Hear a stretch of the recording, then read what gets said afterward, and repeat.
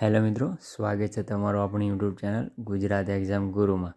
તો આજે આપણે જે ભરતીની વાત કરવા જઈ રહ્યા છીએ તેનું નામ છે NIACL એટલે કે new India insurance company limited. Okay, એની અંદર એઓની રેક્રુટમેન્ટ છે એટલે કે એઓ એટલે કે અકાઉન્ટ ઓફિસરની. ઓકે, 2024ની હાલમાં એક રેક્રુટમેન્ટ આવી છે.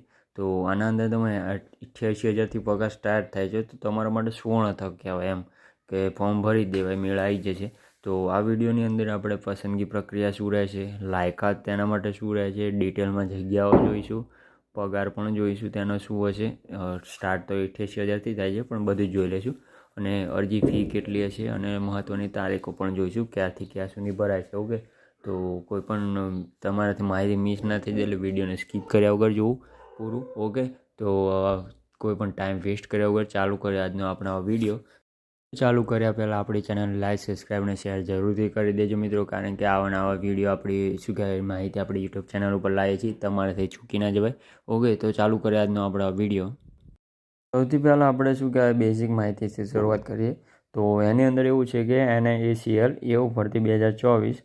ઓકે, એની અંદર ભરતી સંસ્થા કઈ રહેશે તો કે new India insurance company limited એટલે કે NIACL. ઓકે, પોસ્ટનું નામ શું છે તો કે વહીવટી અધિકારી એઓ એટલે કે શું કહેવાય અકાઉન્ટન્ટ ઓફિસર. ઓકે, ખાલી જગ્યાઓ કેટલી છે તો કે 170 ટોટલ ખાલી જગ્યાઓ છે.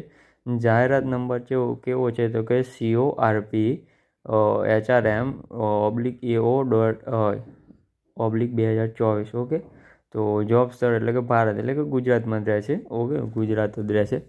અરજી કરવાની છેલ્લી તારીખ કઈ છે તો કે 29/9. ઓકે, હા, છેલ્લી તારીખ રહેશે તમારી. અને લાગુ કરવાની રીત તો કે ઓનલાઈન ફોર્મ ભરવાના રહેશે. પગાર પણ તમારો લખ્યો છે કે 88,000 દર મહિને રહેશે. ઓકે, તો આપણે આગળ જોઈશું તે ડિટેલમાં બધું. તો હવે વાત કરીએ વહીવટી અધિકારીની પોસ્ટ કેટલી છે. ઓકે, તો એની અંદર પોસ્ટ છે તમારી એઓ એટલે કે સામાન્ય અધિકારી જનરલ માટે 120 જગ્યા ખાલી છે. એમાં કોઈ લાયકાત તમારી જોઈશે કોઈ પણ સ્થાનક એટલે કે એની ગ્રેજ્યુએટ કરેલું હોવું જોઈએ. ઓકે, અને બીજી એક ખાલી પોસ્ટ છે એનું નામ છે એઓ જે એકાઉન્ટ્સની અંદર છે, તેની અંદર 50 જગ્યાઓ ખાલી છે. એની અંદર તમારે લાયકાત શું જોઈશે કે CA અથવા તો MA અથવા M.Com કરેલું હોવું જોઈએ. ઓકે, એમ કરીને સામાન્યવાદી અને એકાઉન્ટ્સ બંનેને એઓના કરીને 170 ટોટલ જગ્યાઓ ખાલી છે. ઓકે, તો શું કહેવાય આગળ આપણે ડિટેલમાં જોઈશું તે કે કઈ જગ્યા માટે શું કહેવાય કયો સ્પેસિફિક કોર્સ કરેલો હોવો જોઈએ, શું હોવું જોઈએ. ઓકે, તો વિડીયોમાં આગળ વધીએ આપણે.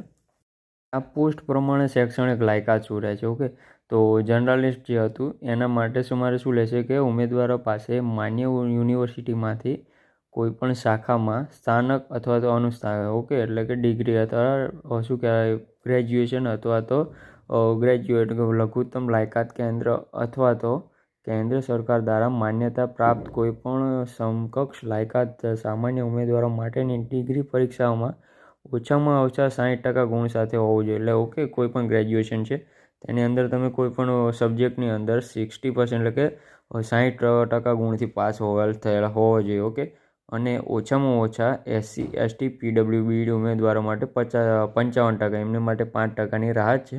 ઓકે, તે 55%થી પાસ કરેલ હોવા જોઈએ. ઓકે, અને બીજું છે નિષ્ણાતો તો કે ઉમેદવારો નીચેની મુજબની લઘુત્તમ લાયકાત હોવી આવશ્યક છે. ઓકે, તો તેની અંદર જે છે અકાઉન્ટ્સનું હતું બીજી 50 ભરતી.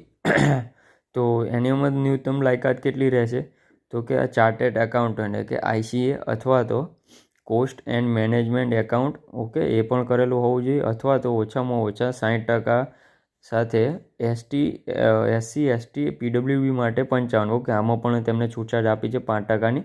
ઓકે, અથવા તો MBA ફાઇનાન્સ સાથે કોઈપણ વિદ્યા શાખામાં ગ્રેજ્યુએશન અથવા તો પોસ્ટ ગ્રેજ્યુએશન અથવા તો PGDM ફાઇનાન્સ અથવા તો M.Com ઓછામાં ઓછા 60% પાસ સાથે. ઓકે, અને ST ST PW માટે 55% પાસ કરેલો હોવો જોઈએ. ઓકે, ખ્યાલ આવી ગયો તમને.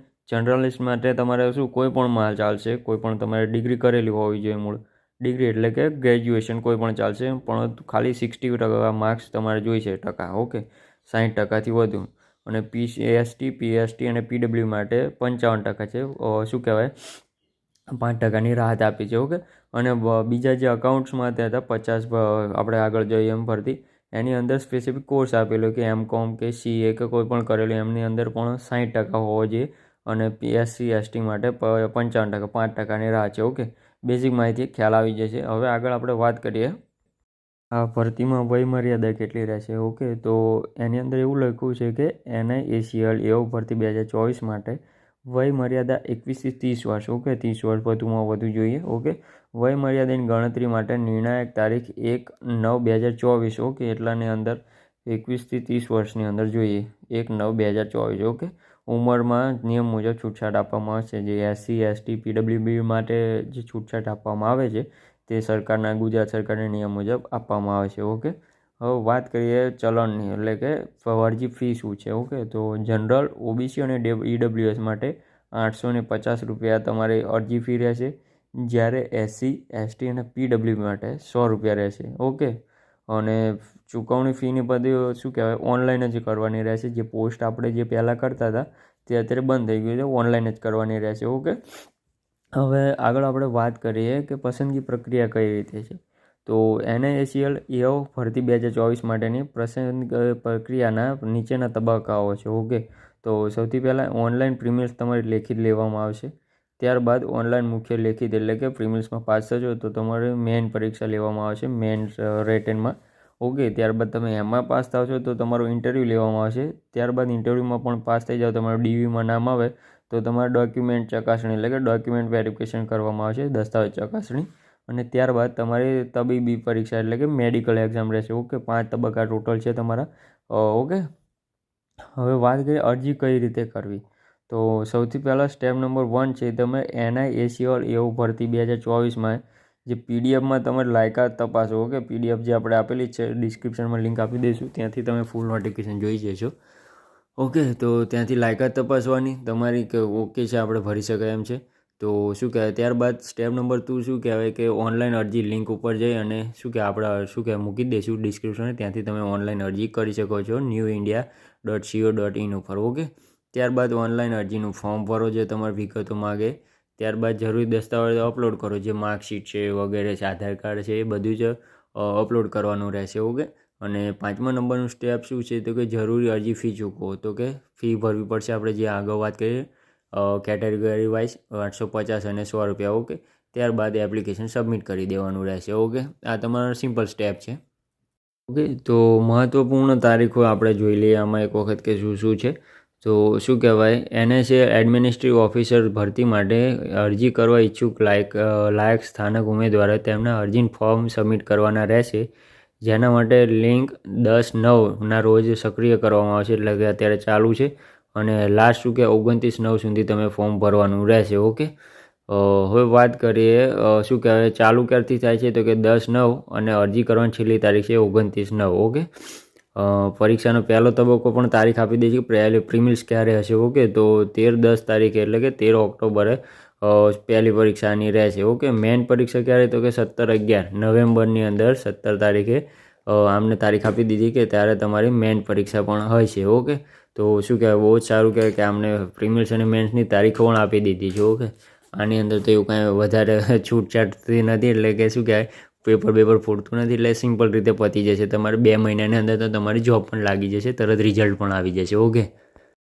ઓકે, તો આની અંદર તો તમે 2-3 મહિના ચોખામાં શું કહેવાય 2-3 મહિના થશે ત્યાં સુધી તો તમારી એક્ઝામ પણ લેવાઈ જશે, ઇન્ટરવ્યૂ પણ થઈ જશે, પ્રિમિલ્સ મેન્સ બધું આવી જશે, એટલે કે 3 મહિનાની અંદર તમારે નોકરી પૂરી થઈ જશે. ઓકે, તો આશા રાખું છું તમને મળેલ માહિતીમાં શું કહેવાય કે ખ્યાલ આવી ગયો છે. તમારી કોઈ પણ ક્વેરી હોય તો કોમેન્ટ બોક્સમાં જરૂરથી જણાવજો, આપણે તેનો મહત્ત્વપૂર્ણ ઉકેલ લાવી દઈશું. ઓકે, આપણી ચેનલ લાઈક, સબસ્ક્રાઈબ અને શેર જરૂરથી કરજો મિત્રો.